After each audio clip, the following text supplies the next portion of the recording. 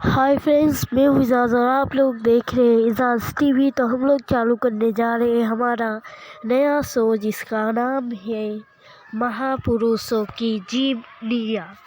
तो आप लोग के और हम लोग के सामने है अभी APJ अब्दुल कलाम, जिनका पूरा नाम है अब्दुल फ़कीर ज़ैनुलब्दीन अब्दुल कलाम।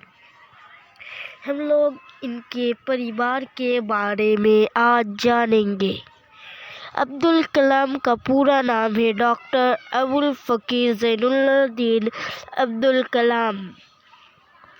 इनका जन्म 15 अक्टूबर 1931 को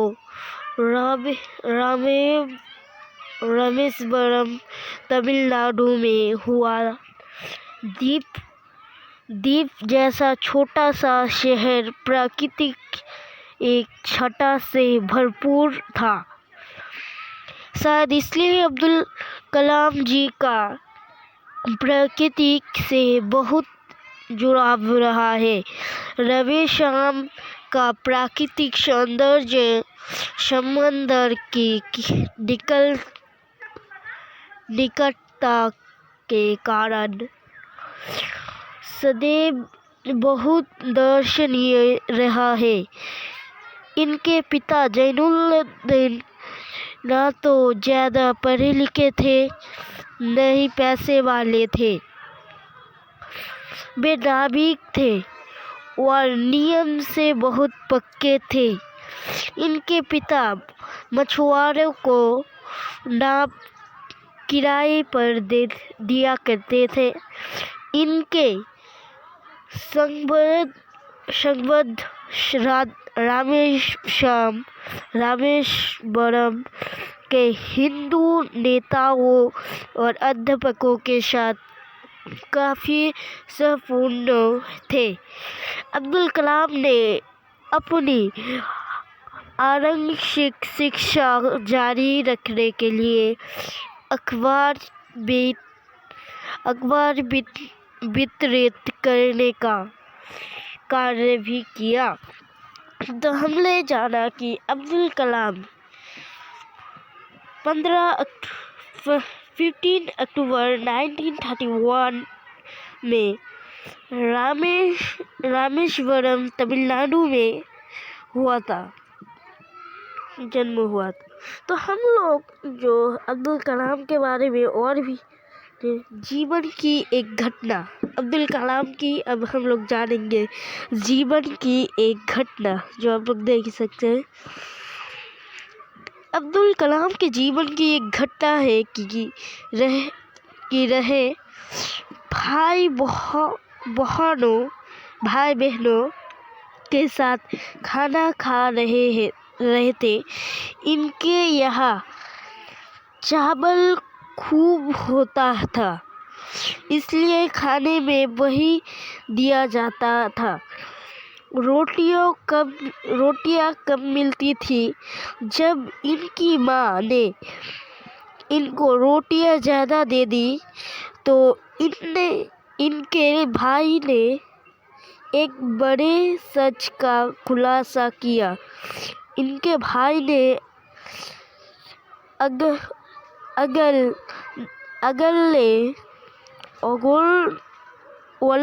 अलग ले जाकर इनसे कहा, मैं माँ के लिए एक भी रोटी नहीं बची और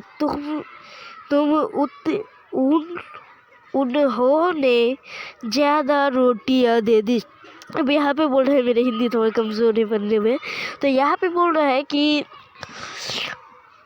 तुमने ज़्यादा रोटियां ले ली, मतलब बोल रहा है अब्दुल कलाम को कि तुमने ज़्यादा रोटियां ले ली और माँ के लिए एक भी रोटियां नहीं बचे।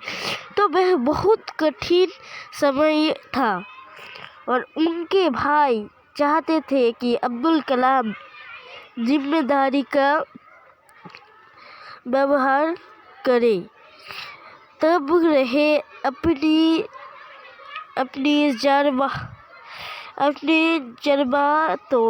जज्बातों पर काबू नहीं पा पा सके और दौड़कर माँ के गले से जा लगे। उन दिनों कलाम कक्षा 5 के विद्यार्थी थे। इन्हें परिवार में सबसे अधिक स्नेह प्राप्त हुआ था।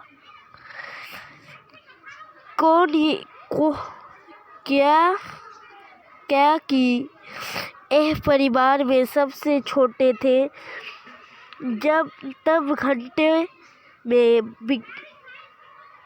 विज्ञान नहीं थी और केरोसिन विद्युत नहीं थी और केरोसिन तेल की दीपक जला करते थे, जिनकी समय रात्रि 7 से 9 तक नियत था। लेकिन यह अपनी माता के अतिरिक्त स्नेह के कारण पढ़ाई करने हेतु रात के 11 बजे तक दीपक से उपयोग करते थे। अब्दुल कलाम के जीवन में इनकी माता का बहुत महत्वपूर्ण स्थान था। इनकी माता ने 92 वर्ष की उम्र पाई। वह प्रेम, दया और स्नेह की प्रतिमूर्ति थी। उनका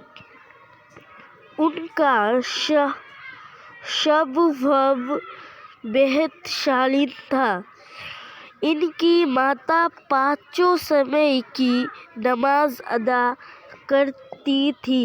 मतलब यहाँ पे बताया जा रहा है इनकी माता हर वक्त बुर्खा बोल रहे हैं वो या पर्दा में रहती थी, जो इस्लाम का नियम है कि वो शालीन पोशाक अर्थात जो कमर शरीर के कुछ भी अंग नहीं दिखाई जाती थी और वो पाँचों बार नमाज अदा करती थी। जब इन्हें नमाज करते हुए अब्दुल कलाम देखते थे तो उन्हें रूहानी सुकून और प्रेरणा प्राप्त होती थी। जिस घर में अब्दुल कलाम का जन्म हुआ वह आज भी रामेश्वरम में मस्जिद मार्ग पर स्थित है। यहाँ पे बुझाया जा रहा है कि अब्दुल कलाम का जिस जगह पे घर था वहाँ पे वो अभी मस्जिद मार्ग पर है। मतलब वो उस रास्ते से मस्जिद होके जाता है। इसके साथ ही इनके भाई की कलाकृतियाँ की दुकान भी संलग्न है। या पैर तक ऐसी कारण खींचे चले आते हैं क्योंकि अब्दुल कलाम का आवास स्थित है। 1946 में 33 वर्ष की उम्र में डॉक्टर अब्दुल कलाम ने जल की भयानक विनाशलीला देखी और जल की शक्ति का वास्तविक नमूना लगाया। चक्रवाती तूफान में पवन फूल और यात्रियों से भरी एक रेलगाड़ी के साथ साथ अब्दुल कलाम का पुश्तैनी गाँव धनुषकोडी भी बह गया था। जब यह मात्र 19 वर्ष के थे तब दिनी विश्व युद्ध की विभीषिका को भी महसूस किया। युद्ध का दबाव रामेश्वरम के द्वार तक पहुंचा था। इन परिस्थितियों में भोजन सही सभी आवश्यक वस्तुओं को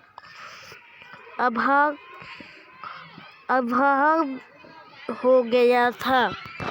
तो हमने जाना कि इनकी अब्दुल कलाम की जीवन की एक बड़ी गाथा, एक कहानी।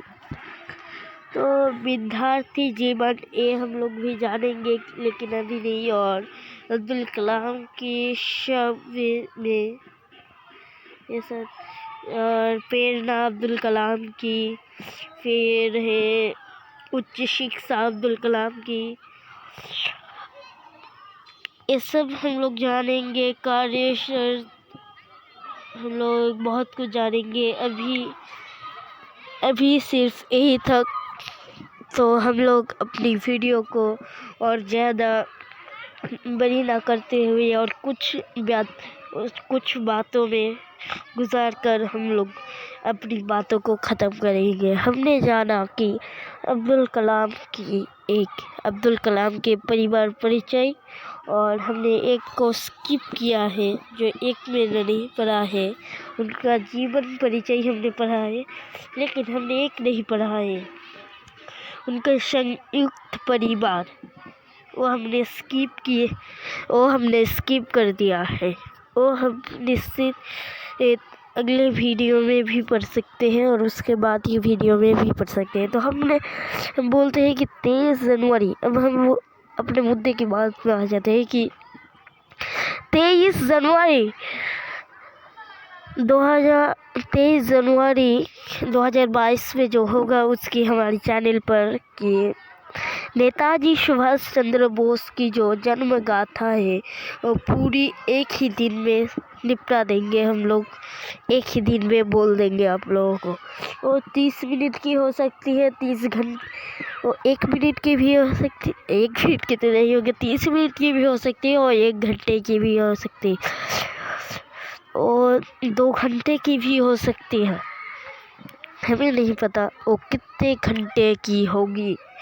तो हम जब APJ अब्दुल कलाम को ख़त्म करने अर्थात APJ अब्दुल कलाम की गाथा को हम लोग जल्दी से ख़त्म करने की प्रयास करेंगे।